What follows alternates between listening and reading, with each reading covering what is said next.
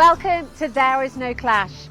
Here at There Is No Clash, we recognise research as an independent force with the power and the authority to challenge the old and construct the new, to create an energy that will further guide logical inquiry and to contribute to intellectual and scientific progress.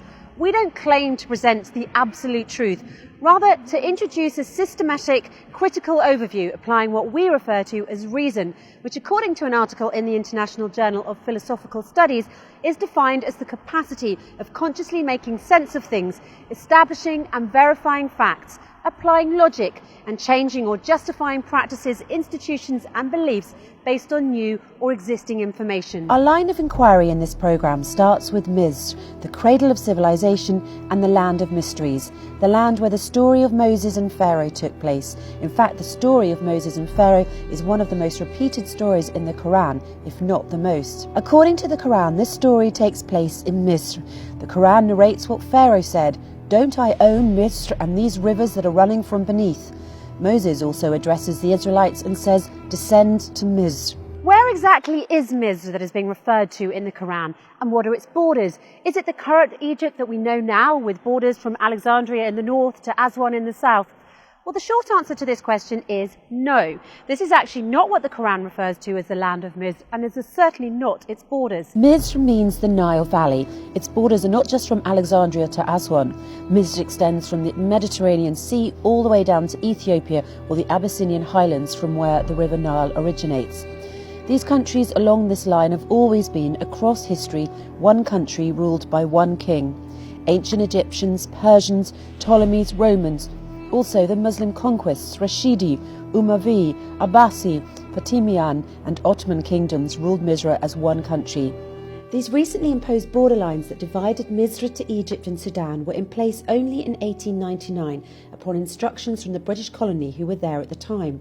This was the first and most dangerous formal division for Misr into a northern country named Egypt and a southern country named Sudan. The word Misr was mentioned 5 times in the Quran, where it came in 2 different forms. The first without nonation, meaning the homeland where Egyptians used to live. And said this who had brought him from Misr: "Don't I have the reign of Misr? You shall enter Misr." Also in another form with nonation, "You shall descend to Misran," meaning the civilized city. The reference to this civilized land, or the civilization of the Nile Valley as mentioned in the Quran, refers to the land of Egypt, Sudan, up until the Abyssinian highlands, not just Egypt. So let's try to connect the dots here. If the Valley of the Nile, or Misr, that is mentioned in the Quran covers all this land long before the British conquest and its border definition in 1899, then where exactly in Misr has been the location of Moses and the Pharaoh's story? Has it been in the north of Misr towards today's Egypt, as was taught to us in the history books, or towards the south, currently known as Sudan? The Quran identifies the geographic location of the interactions between Moses and Pharaoh with extreme specificity, leaving no room for doubt. In fact, the Quran mentions 5 descriptions in its narration of Moses and Pharaoh's story: the western side, Yam, Madyun, Torwa and the Tor. The western side, the first location identified by the Quran, is where Moses learned from God that the confrontation with Pharaoh and his army is over. He also learned the timing of his escape with the Israelites from the tyranny of the Pharaoh. This specific location is identified as the western side of Mecca because God said to Prophet Muhammad, "And you weren't, O Muhammad, by the western side as we handled the situation with Moses, and you weren't one of the witnesses." Prophet Muhammad lived in Mecca at the time, and the western side of Mecca is northern Sudan. If anything, this tells us that the story of Moses and Pharaoh took place in what we now know as northern Sudan, or to be precise, in the southern part of Misr before the 1899 borders.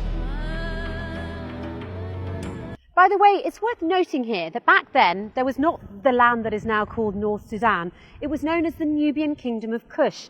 Hence you can confidently say that Misr was in Egypt, Lower Misr, in addition to Kush, Upper Misr, until now the Abyssinian highlands.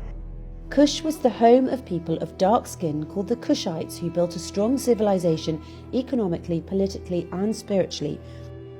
In fact, the people of Kush built around 300 pyramids compared to the 60 pyramids built in Lower Misr, Egypt. There were always disputes between Upper and Lower Misr about who would rule Misr as a whole, and indeed the Nubian Kush or Upper Misr succeeded sometimes in ruling Misr as a whole. Eventually, the Lower Miz, Egypt, succeeded afterwards to control the reign of Miz as a whole, and since the story of Moses and the Pharaoh took place in the current north of Sudan, or in a more accurate description, at the southern part of Misr before the border division took place in 1899. This then means that the story of Moses and the Pharaoh took place in the land of Cush, or in the Upper Miz region, and that the Pharaoh that was referred to in the Quran is a proper noun for one of the kings of Cush, or Upper Miz, that is currently north of Sudan, and not Ramses II, the king of Lower Miz, Egypt, as narrated in some history books. In the Quran, Pharaoh says, "Aren't I the ruler of Miz, and these rivers are running beneath me, can't you see?" If we refer here to Egypt, Lower Miz, as we know it today, it is only one river, the Nile. Nevertheless, the Quran is referring to Upper Miz, which has many rivers. This again implies that the story of Moses and Pharaoh took place in Upper Miz or northern Sudan. The river Al-Yam, the second location mentioned in Moses and Pharaoh's story, refers to where Pharaoh sunk with his army. Another reference to Al-Yam is where Moses' mother sent him afloat in a basket when God ordered her to do so to save him from the soldiers of the Pharaoh.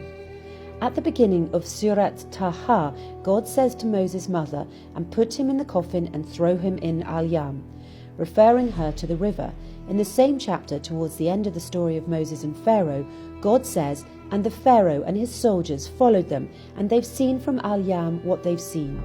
So while we agree that Moses at the beginning of the story was thrown in Al-Yam and the Pharaoh at the end of the story sunk in Al-Yam, we associate two meanings to Al-Yam. We claim that the first Al-Yam is the River Nile and contradict ourselves by saying that the second Al-Yam refers to the Red Sea, where the Pharaoh and his army supposedly met their fate. Wrong. Both instances refer to the river where Moses was left as a child and the place where the Pharaoh and his army sunk beneath the waters. It's clear that Al-Yam in the Quran refers to the same location, which is the River Nile, specifically the part of the Nile in northern Sudan. In fact, the word yam linguistically means water as a source of life and food, and it was used to refer to the Nile Valley in this region, starting from the 4th cataract to the 6th cataract. This area, Yam, is one of the most fertile areas in the Nile Valley and is now called Shendi Branch, where the Nile starts to become wider and with lower fertile banks. Obviously, you're beginning to question here, what about the verses in Quran that explain Moses crossing the sea and the fatal ending of Pharaoh and his army beneath the waters? The Quran says, "And as we parted the sea, and we rescued you and sunk Pharaoh and his followers while you were wandering." Let's address this. The Quran was revealed in Lesson Arabic, so they understand. Arabs use the word bahra for sea or for any large body of water like oceans, seas, rivers, lakes, etc. For example, in Surat Al-Furqan, "And he who combined water from both seas, one is fresh and drinkable, and the other is salty and not drinkable, and made between them isthmus and carved rocks."